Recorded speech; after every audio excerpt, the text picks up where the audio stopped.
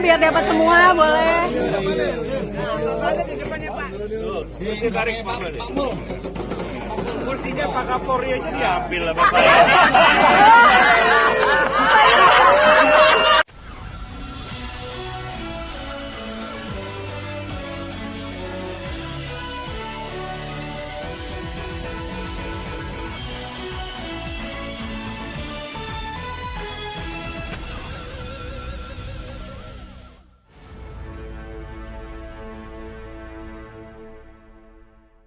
Assalamualaikum warahmatullahi wabarakatuh. Saya Herzbun Arif dari Forum News Network.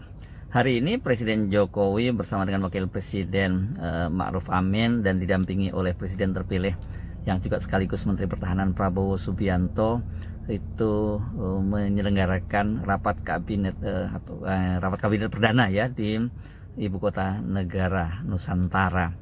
Dan rupanya rapat kabinet itu di ibu kota Nusantara itu juga dimanfaatkan oleh para menteri dan juga pejabat tinggi negara, karena termasuk juga di situ ada Kapolri dan juga Panglima TNI itu untuk berkumpul dan mereka bercanda di antara sesama mereka ini. Dan pada kesempatan itu yang paling banyak mendapat fokus perhatian memang Menteri Menko Erlangga Hartarto dan juga Menteri Investasi Bahlil Lahadalia. Menko Perekonomian Erlangga Hartarto kan sudah menyatakan mengundurkan diri sebagai Ketua Umum Partai Golkar terhitung pada tanggal 10 atau hari Sabtu tanggal 10 Agustus kemarin.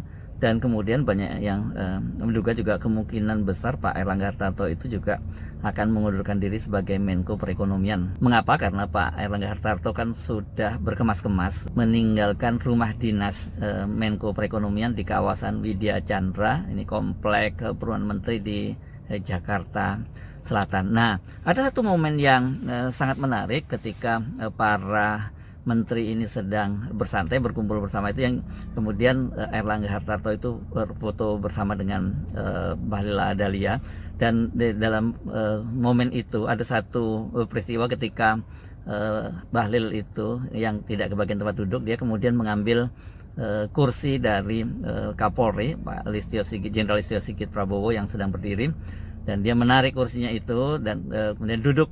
Dan saat itulah kemudian Erlangga Hartarto menyindir Bahlil, kursinya Pak Kapolri saja diambil oleh Bahlil, dan itu kemudian disambut dengan tertawa terbahak-bahak oleh para menteri yang lain. Biar dapat semua boleh. Tarik Pak. Kursinya Pak Kapolri aja diambil lah Bapak. Tentu ini meskipun kesannya bercanda begitu ya, tetapi kenapa kemudian para menteri lain itu tertawa terbahak-bahak? Karena mereka pasti tahu konteks persoalannya, ya ini berkaitan dengan mundurnya Erlangga Hartarto. Dari berbagai informasi yang muncul di media bahwa diduga yang akan menggantikan posisi dari Erlangga Hartarto sebagai Ketua Umum Partai Golkar itu adalah Bahlil Lahadalia. Dan bukan hanya itu saja, kalau kemudian Erlangga Hartarto itu memutuskan mundur sebagai Menko Perekonomian juga, maka kemungkinan juga yang akan menempati posisi Erlangga Hartarto adalah Bahlil Lahadalia. Karena itulah kemudian menjadi mereka para menteri terbahak-bahak ketika Erlangga Hartarto mencandain Bahlil, dan oleh media banyak disebut sebagai ini adalah semacam sindiran. Kalau saya nyebutnya ini bercanda, ini tapi serius ya. Karena memang seperti dikatakan oleh Wakil Ketua Umum Partai Golkar Ahmad Doli Kurnia, itu dia menyatakan bahwa pengunduran diri Pak Erlangga itu berlaku definitif mulai hari Sabtu lalu. Jadi artinya dia sudah bukan lagi Ketua Umum Partai Golkar, dan pada hari Selasa, itu artinya besok, Partai Golkar itu akan menggelar sidang pleno untuk menentukan siapa yang akan menjadi pelaksana tugas Ketua Umum Partai Golkar. Dan selain itu mereka juga akan menentukan kapan dilaksanakan musyawarah nasional luar biasa atau MLB untuk memilih Ketua Umum yang definitif menggantikan Erlangga Hartarto. Nama Bahlil paling banyak disebut-sebut akan menggantikan Erlangga Hartarto sebagai Ketua Umum, dan tentu saja kalau kemudian Bahlil yang benar-benar dipilih menjadi ketua umum Partai Golkar yang baru, ya tidak salah kalau kemudian banyak pengamat yang menilai bahwa ya ini tangan-tangan Pak Jokowi masih terus bekerja untuk mengambil alih Golkar. Kenapa? Karena bagaimanapun juga kelihatannya Pak Jokowi itu masih terus cawe-cawe di kekuasaan, dan yang paling mungkin kalau Pak Jokowi nanti lengser pada tanggal 20 Oktober dan dia masih terus bisa cawe-cawe di pemerintahan, ya dia harus bisa mengendalikan Partai Golkar. Kenapa? Karena Partai Golkar itu sekarang ini adalah salah satu partai yang terkuat di Indonesia, karena pada pemilu legislatif yang lalu itu dia memperoleh kursi terbanyak kedua setelah PDIP. Dan kalau di pemerintahan di Koalisi Indonesia Maju, ya Golkar itu perolehan kursinya terbanyak, artinya dia bisa ikut mengendalikan, atau ya kalau tidak mengendalikan memberikan diperhitungkanlah posisinya oleh pemerintahan Prabowo Gibran. Sementara Pak Jokowi kan eksperimennya dengan Partai Solidaritas Indonesia PSI yang ketua umumnya diberikan kepada putranya Kaisang Pangarep ternyata gagal, meskipun sudah dibantu luar biasa oleh aparat penegak hukum, dan kemudian juga digelontorkan biaya yang cukup besar untuk mendorong agar PSI itu masuk ke parlemen, ternyata tidak berhasil, dan PSI itu menjadi salah satu partai yang tidak lolos parliamentary threshold. Karena itu ya agak sulit kalau Pak Jokowi itu akan menggunakan PSI untuk tetap cawe-cawe pada pemerintahan, walaupun PSI itu selalu menyebut dirinya sebagai partainya Pak Jokowi. Tapi apa artinya sih sebutan itu? Dan yang paling mungkin kalau Pak Jokowi mau tetap cawe-cawe di pemerintahan setelah pasca dia lengser, maka yang paling mungkin dimainkan itu ya Partai Golkar. Ini sebenarnya sudah cukup lama ya, Erlangga ini bolak-balik mau dikudeta. Itu sudah sejak tahun lalu sebenarnya, dan pada waktu itu para senior Partai Golkar seperti Pak Ical dan Pak Luhut itu juga kemudian pasang badan. Nah, kemudian upaya kudeta itu sempat reda, kemudian muncul lagi seperti itu, reda lagi. Tapi yang mengejutkan kenapa kemudian baru muncul sekarang ya, setelah pemilu selesai dan kemudian Pilpres dimenangkan oleh Prabowo Gibran, dan Golkar di situ menjadi partai yang seperti yang diklaim oleh Erlangga Hartarto, itu kontribusinya dalam memenangkan Prabowo Gibran itu sangat besar, karena itu dia menuntut jatah kursi setidaknya minimal itu 5 kursi. Tetapi dengan peristiwa sekarang tiba-tiba Erlangga itu kemudian mengundurkan diri, tentu saja ini petanya menjadi berubah ya. Kalau Erlangga kemudian ternyata juga dia harus berurusan dengan hukum, seperti yang selama ini juga banyak berembus berkaitan dengan soal korupsi ekspor minyak goreng, ya saya kira Erlangga, cerita tentang Erlangga itu sudah selesai, sudah tutup buku.